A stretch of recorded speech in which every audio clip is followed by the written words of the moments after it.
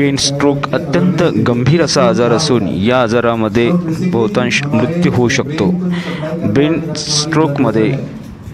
Stroke जेव्हा होतो तेव्हा ब्लॉकेज किंवा रक्तस्रावामुळे मेंदूतील रक्तप्रवाहात व्यत्यय येतो। या व्यत्ययामुळे मेंदूच्या पेशी मरतात, त्यामुळे दीर्घकालीन अपंगत्व किंवा मृत्यू होऊ शकतो।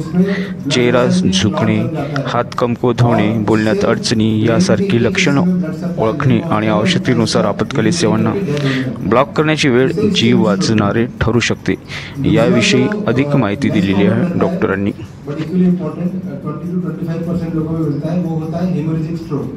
जिसको कि अपन लोकल लैंग्वेज में ब्रेन में ब्लीडिंग हो गया है बोलते हैं। इसमें ब्रेन की ब्लड वेसल लीक हो जाती है और लीक होने के कारण ब्रेन के कुछ हिस्से में ब्लड लीक हो जाता है और उसके प्रेशर से, उसके इफेक्ट से चेंजेस आते हैं। इसको कि हम लोग हेमोरेजिक स्ट्रोक बोलते हैं।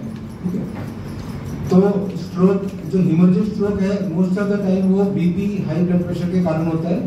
कभी कभी ब्रेन में फुक्के जैसी गांठ जैसे एबी मालफॉर्मेशन या एनोरिज्म के कारण होता है। तो ये 2-3 इसके कॉमन कॉजेज रहते हैं।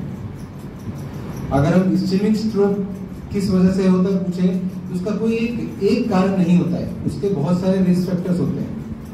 तो रिस्क फैक्टर्स को हम लोग बेसिकली सरल तरीके में 2 हिस्सों में ग्रुप करते हैं।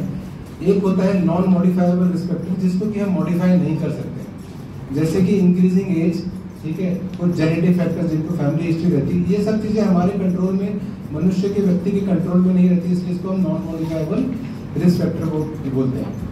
वेयर मॉडिफाइबल रिस्क फैक्टर वो होते हैं जिसको कि हम मॉडिफाई कर सकते हैं।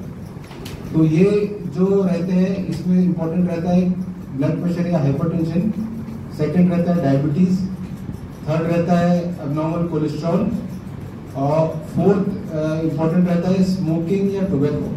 तो टोबैको का जो कंजम्पशन है विदर्भ एरिया में, tobacco is a very big risk factor for stroke.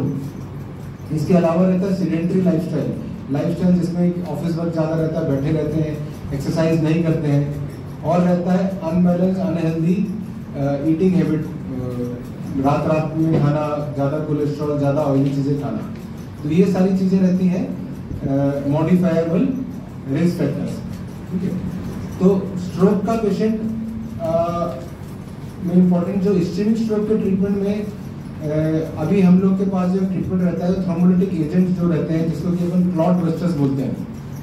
तो ये अगर पेशेंट को जल्दी से जल्दी मिल जाए तो उसका जो ब्लड वेसल है वो ओपन हो जाती है और ब्लड सर्कुलेशन रिस्टोर हो जाता है। तो उससे क्या होता है कि स्ट्रोक कभी कभी रिवर्स हो जाता है, कभी कभी लिमिट हो जाता है, क्योंकि जब ब्लड वेसल ब्लॉक होती है तो जो ब्रेन सेल्स रहते हैं, brain cells are very much मतलब वो काफ़ी ज़्यादा हद तक निर्भर रहते हैं ग्लूकोज के लिए और ऑक्सीजन के लिए।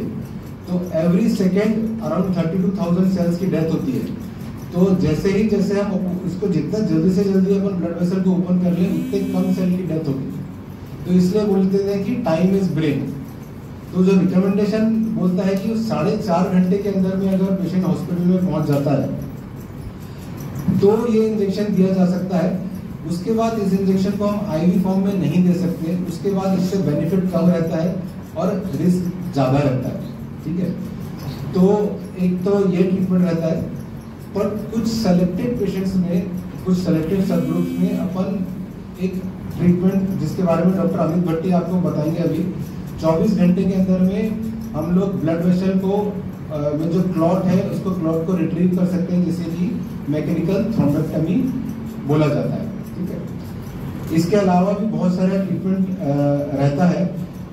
More important then treatment, because ये स्ट्रोक ऐसा डिजीज है कि अगर ट्रीट नहीं होता है तो पेशेंट को काफ़ी ज़्यादा डिसेबिलिटी हो जाती है। अगर देखा जाए, अगर आप सभी को मालूम होगा, अपन सबको मालूम होगा कि डिसेबिलिटी का सबसे बड़ा कॉमन कोई डिजीज है तो वो स्ट्रोक है।